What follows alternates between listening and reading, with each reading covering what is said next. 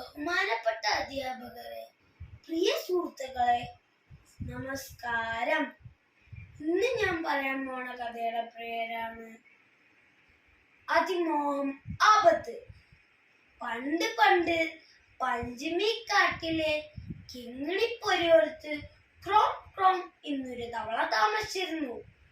ധാരാളം പുഴുക്കളെയും പാറ്റകളെയും തിന്നാൻ കിട്ടിയത് കൊണ്ട് അവൻ തടിച്ച് പൊഴുത്ത് സുന്ദര കുട്ടനായിരുന്നു.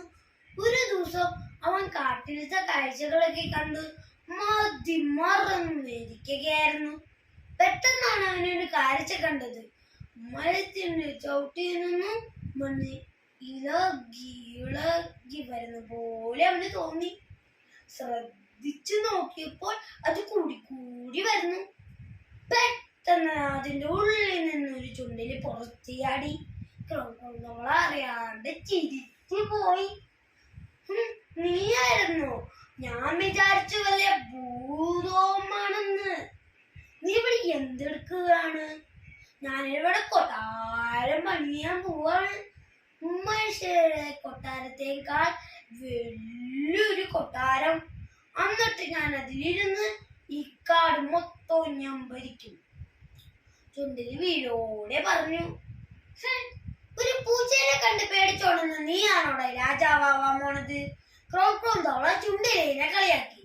അല്ലെങ്കിൽ പിന്നെ നീയോ ഒരു പാമ്പിനെ കണ്ട് പേടിച്ചോടാറില്ലേ? ചുണ്ടലി വിട്ടുകൊടുത്തില്ല.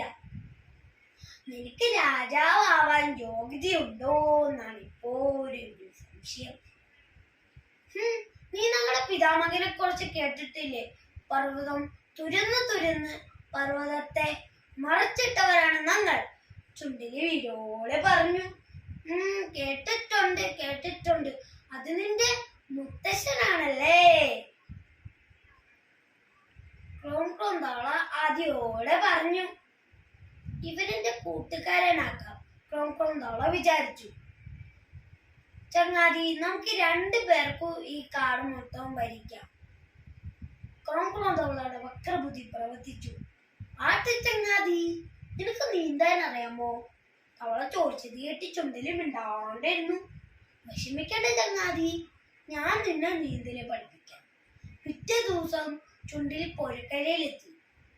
ക്രോം ക്രോം തവള വെള്ളത്തിലേക്ക് ഒറ്റച്ചാട്ടം.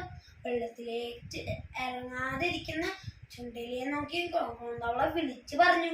വരൂ ചങ്ങാതി, നീന്തല് പഠിക്കാം. പക്ഷെ ചുണ്ടിലി ഒരു അടി പോലും മുമ്പോട്ട് വെച്ചില്ല. നിനക്ക് നീന്താൻ പേടിയാണല്ലേ? ഒരു കാര്യം ചെയ്യ്, എന്റെ വാൽ എന്റെ കാലിൽ കെട്ടി വെക്കാം, എന്നിട്ട് നീന്താം.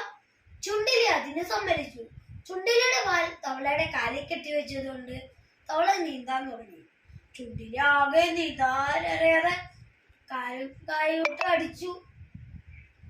ഇതൊക്കെ മരക്കൊമ്പിൽ നിന്നും ഒരു പരന്നച്ചൻ കാണുന്നുണ്ടായിരുന്നു. വിഷന്നിരിക്കുന്നവൻ ചുണ്ടിലിനെ കൊത്താൻ വേണ്ടി വെള്ളത്തിലേക്ക് പറന്നു. ചുണ്ടിലിയുടെ വാൽ തവളയുടെ കാലിൽ കെട്ടി വെച്ചത് കൊണ്ട് 2 പേരെയും കെട്ടി. ഒരു വിടുക്കി 2 പക്ഷി. രാജാവാനുള്ള തവളയുടെ മോഹം അവന്റെ ജീവൻ തന്നെ ഇല്ലാതാക്കി. കൂട്ടുകാരെ, ഇതിൽ നിങ്ങൾ എന്താണ് മനസ്സിലാക്കിയത്? അതിമോഹം ആപത്ത്.